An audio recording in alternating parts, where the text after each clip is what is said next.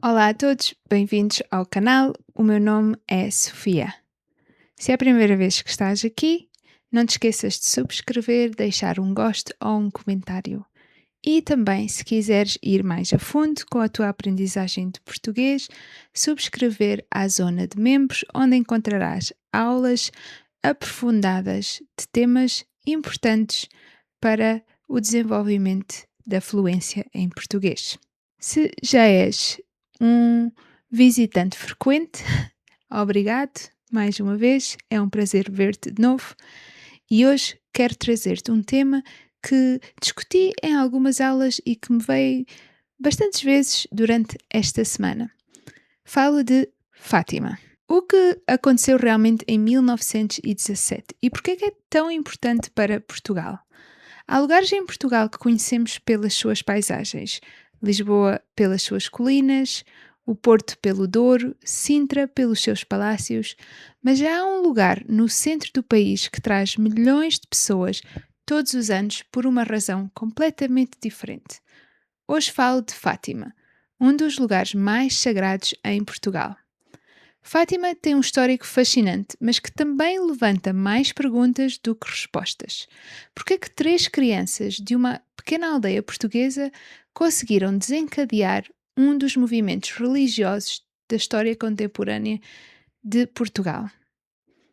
Não falo só de falo de um dos maiores movimentos de história religiosos da história contemporânea de Portugal. Como é que uma aparição que começou numa propriedade rural acabou por dar origem a um enorme santuário? E será que Fátima foi simplesmente uma história de fé? Ou será que por detrás das aparições existe também uma história de política, guerra, imprensa, cultura e transformação da própria sociedade portuguesa? Hoje vamos tentar perceber porque é que Fátima é tão importante para Portugal e, sobretudo, o que aconteceu naquele lugar em 1917. Primeiro, é importante perceber uma coisa. Em 1917, Fátima não era um grande centro religioso e não era, de facto, o centro religioso que conhecemos hoje. Era uma região rural da Serra de Airo, no concelho de Vila Nova de Ourém.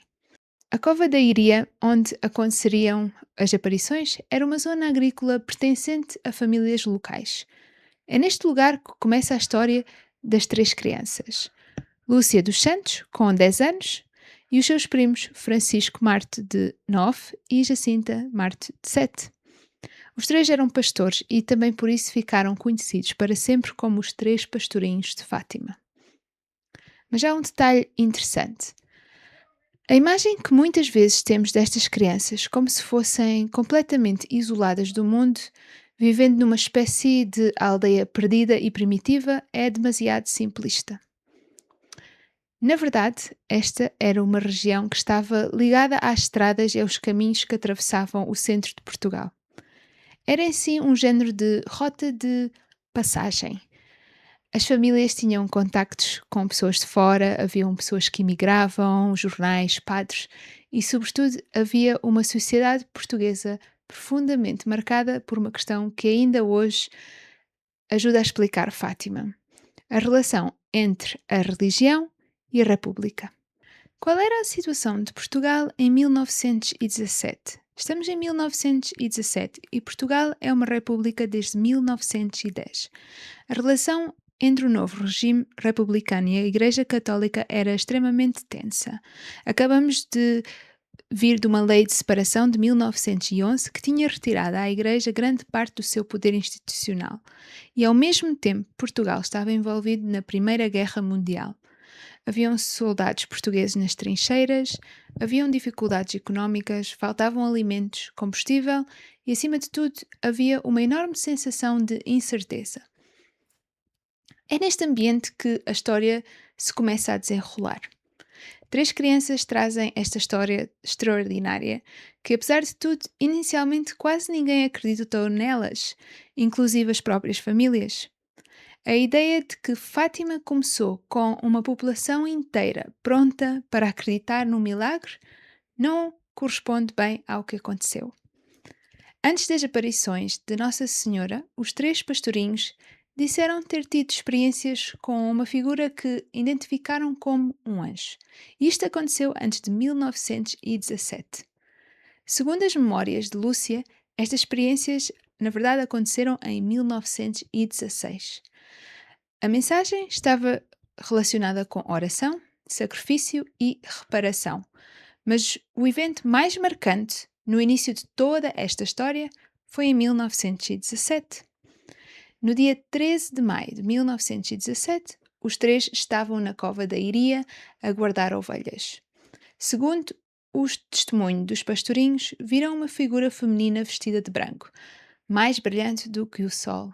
Lúcia identificou-a posteriormente como Nossa Senhora e, segundo o relato, a Nossa Senhora pediu-lhes que voltassem àquele mesmo lugar no dia 13 dos meses seguintes. Pediu-lhes também que rezassem o terço todos os dias. A mensagem estava ligada à oração, à penitência, à conversão e à paz. E há aqui um detalhe extraordinário. Na altura, a Europa estava mergulhada numa guerra.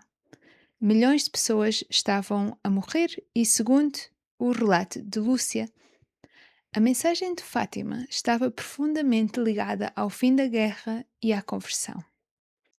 Segundo o testemunho dos pastorinhos, Nossa Senhora apareceu 6 vezes em 1917.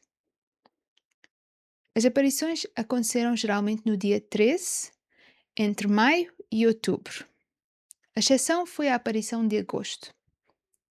Os três deveriam ter se encontrado com a senhora no dia 13 de agosto, mas foram impedidos de chegar à Cova da Iria porque foram detidos pelo administrador do Conselho de Orém, na altura Artur de Oliveira Santos.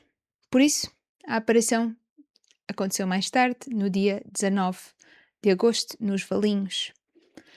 Durante a segunda aparição de Nossa Senhora de Fátima, em 13 de junho de 1917, ocorreu uma das revelações mais marcantes para os três pastorinhos. Nossa Senhora anunciou a Lúcia que Francisco e Jacinta seriam levados em breve para o céu, enquanto que ela permaneceria na Terra por mais tempo com a missão de ajudar a difundir a devoção ao Imaculado Coração de Maria.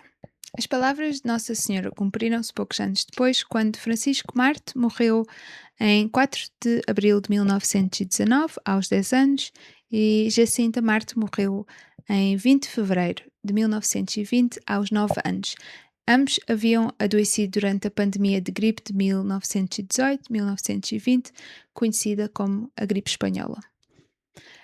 Então, a sequência das principais aparições aconteceu desta forma. A primeira aparição, a 13 de maio de 1917. Segunda aparição, a 13 de junho de 1917. Terceira aparição, 13 de julho. Quarta aparição, a aparição que não aconteceu a dia 13 porque foram detidos pelo administrador da vila. Esta aconteceu a 19 de agosto. E 13 de setembro, quinta aparição. Nesta aparição, Nossa Senhora prometeu realizar um prodígio para que todos acreditassem. E isto leva à última aparição, à sexta e última aparição, a 13 de outubro de 1917, associada ao milagre do Sol, e essa seria, de facto, a mais famosa de todas. A próxima pergunta é: em que é que consistiu exatamente o milagre do Sol? Então, a notícia de que algo extraordinário poderia acontecer em outubro espalhou-se por Portugal e milhares de pessoas dirigiram-se à Cova da Iria.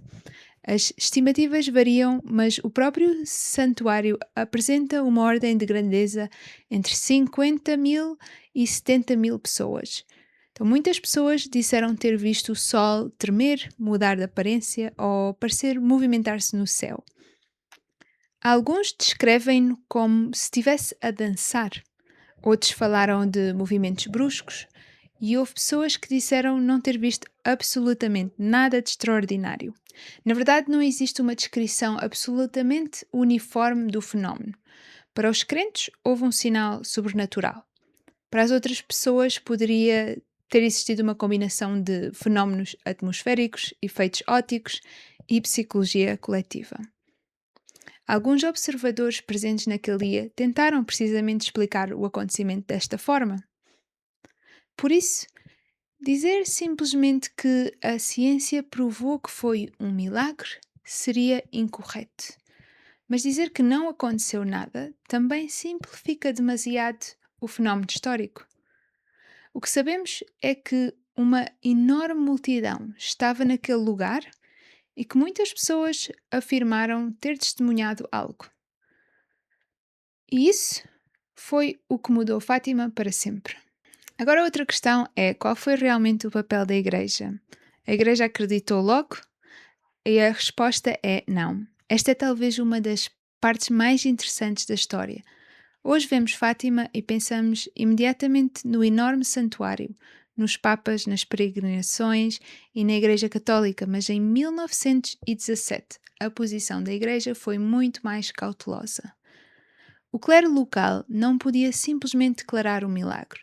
Era necessário investigar, foram recolhidos testemunhos, os pastorinhos foram interrogados, houve dúvidas, conflitos e pessoas que, dentro do mundo católico, olharam para Fátima com prudência. A Igreja acabou por reconhecer oficialmente as aparições apenas em 1930, quando o Bispo de Leiria declarou que eram dignas de crédito e permitiu oficialmente o culto de Nossa Senhora de Fátima. Ou seja, passaram 13 anos entre as aparições e o reconhecimento oficial. Qual foi a intervenção política e dos mídias neste fenómeno? Fátima apareceu num período de enorme conflito entre setores anticlericais da República e a Igreja. Alguns republicanos viram as aparições como uma fraude. O administrador de Orem, Artur de Oliveira Santos, tentou até, como já mencionei, impedir os pastorinhos que fossem à Cova da Iria em agosto de 1917. Os três chegaram mesmo a ser detidos e, segundo os relatos históricos, foram pressionados e interrogados para revelar aquilo que diziam ter recebido como segredo. Houve ataques ao local das aparições, a destruição da pequena árvore associada às aparições, campanhas de imprensa contra Fátima, mas a empresa teve também um papel fundamental na transformação de um acontecimento local num fenómeno nacional. Um dos momentos decisivos foi a cobertura do jornal O Século. No verão de 1917, os jornais começaram a dar cada vez mais atenção ao caso. E a história deixou de ser apenas uma história contada numa aldeia. Começou a ser discutida em Lisboa, no Porto e em outras partes do país. As pessoas começaram a deslocar-se, começaram a aparecer vendedores, começaram a circular imagens dos pastorinhos e Fátima começou a transformar-se num fenómeno de massas. É aqui que a história se torna fascinante, porque não estamos apenas perante uma história religiosa, estamos perante o nascimento de um fenómeno mediático. E depois temos aquilo que talvez tenha alimentado mais a imaginação popular, os três segredos de Fátima. Segundo Lúcia, na aparição de 13 de julho de 1917, houve uma revelação dividida em três partes. A primeira foi uma visão do inferno, a segunda estava relacionada com a devoção ao Imaculado Coração de Maria, a guerra e a conversão da Rússia, e a terceira permaneceu durante décadas em segredo. Foi escrita por Lúcia em 1944 e durante muitos anos foi mantida fechada. Finalmente, em 2000, o Vaticano publicou o texto da terceira parte. O Vaticano interpretou a visão como uma representação simbólica do sofrimento da Igreja e dos mártires do século XX. Também estabeleceu uma relação entre a visão e o atentado contra João Paulo II em 1981. E aqui está outro ponto importante. A interpretação oficial não significa que todos os estudiosos ou crentes tenham ficado convencidos. Ainda hoje existem debates sobre o significado da terceira parte. E talvez seja precisamente esse mistério que tenha contribuído para a enorme força cultural de Fátima. Agora falamos do nome Fátima e quem é Santa Fátima. Às vezes ouvimos alguém dizer Santa Fátima, mas não existe uma santa chamada Fátima, que seja a figura das aparições, Fátima é o nome do lugar. A figura que os pastorinhos disseram ter visto é Nossa Senhora, ou seja, a Virgem Maria. A designação associada ao santuário é Nossa Senhora do Rosário de Fátima. E depois existem os próprios pastorinhos. Francisco e Jacinta morreram ainda crianças, vítimas da pandemia da gripe pneumónica e das suas complicações, e a Igreja Católica reconheceu a santidade dos dois. Em 13 de maio de 2017, o Papa Francisco canonizou Francisco e Jacinta Marte. São hoje conhecidos como São Francisco Marte e Santa Jacinta Marte. São particularmente importantes porque são os mais jovens santos não mártires da Igreja Católica. Lúcia teve uma vida muito mais longa, entrou na vida religiosa e morreu em 2005. Existe aqui uma atualização importante. Lúcia não é ainda santa. Em 2023, o Papa reconheceu oficialmente as suas virtudes heroicas e ela passou a ser chamada Venerável Irmã Lúcia. Isso significa que o processo de canonização continua. Mas então, afinal de contas, de onde vem o nome Fátima? E aqui temos uma curiosidade que muitas pessoas não conhecem. O nome Fátima é muito anterior às aparições de 1917. Não foi Nossa Senhora que deu o nome à cidade, a região já se chamava Fátima. O nome tem origem árabe e está associado à presença muçulmana na Península Ibérica. Existe também uma antiga lenda ligada a uma jovem moura chamada Fátima. Segundo essa tradição, durante a Reconquista, Fátima teria sido capturada por um cavaleiro cristão chamado Gonçalo Hermínez. Os dois apaixonaram-se e a jovem teria sido batizada com o nome de Ouriana. E a tradição assim associa esta história à origem dos nomes Fátima e Orém. Mas atenção, isto é uma lenda tradicional, não é um facto histórico comprovado. Fátima já se chamava Fátima muito antes das aparições. Agora vou falar um pouco sobre o santuário que vemos hoje. Depois de 1917, a Cova da Iria começou lentamente a transformar-se. Primeiro foi construída a Capelinha das Aparições, no local associado às aparições, e ao longo das décadas nasceu um enorme complexo religioso. Hoje o santuário inclui a Basílica de Nossa Senhora do Rosário de Fátima, a Basílica da Santíssima Trindade, a Capelinha das Aparições e um enorme recinto de oração. Na Basílica de Nossa Senhora do Rosário encontram-se os túmulos de Francisco, Jacinta e Lúcia. É difícil imaginar a diferença entre este espaço e aquilo que existia em 1917, onde haviam somente campos agrícolas e caminhos rurais. Existe hoje uma das maiores infraestruturas de peregrinação religiosa da Europa. Nos dias de hoje, milhares de pessoas deslocam-se ao santuário. Algumas vão porque acreditam nas aparições, outras vão agradecer, vão pedir ajuda para familiares, cumprir promessas. Algumas fazem centenas de quilómetros a pé. Outras atravessam o recinto de joelhos e outras simplesmente querem conhecer o lugar. Nos dias de hoje, e especialmente pós-pandemia, diria também que existe um fator turístico. Fátima já não pertence apenas à experiência religiosa, mas também é parte da cultura portuguesa. E claro, especialmente em maio e outubro, durante as grandes peregrinações, o espaço transforma-se completamente. Para concluir, mais de 100 anos depois, as pessoas continuam a chegar a Fátima. Chegam de Portugal, Espanha, Brasil, México, África, Ásia, enfim, de toda a parte do mundo. Fátima não é apenas o lugar onde, segundo a fé católica, Nossa Senhora apareceu a 3 crianças.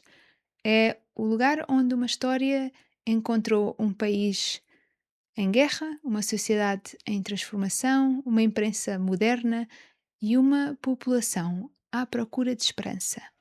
Este é um lugar onde fé, história, política, memória e mistério continuam a encontrar-se.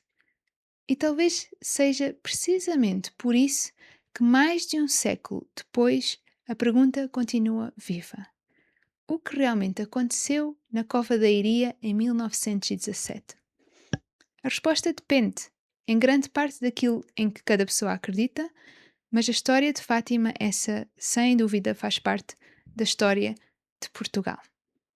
Então, deixa nos teus comentários qual é a tua experiência sobre Fátima. Já visitaste? Conhecias estas lendas, estes detalhes históricos? Qual é a tua experiência? Ficaste a saber coisas novas? Deixa nos comentários abaixo. E se tens dúvidas ou perguntas que possam vir a ser esclarecidas em vídeos futuros, deixa também na caixa dos comentários. É sempre um gosto receber estas sugestões e bastante pertinentes para o resto da nossa comunidade. Mais uma vez, obrigada por assistirem o vídeo até ao fim. Espero ver-vos em breve. Um abraço, até já.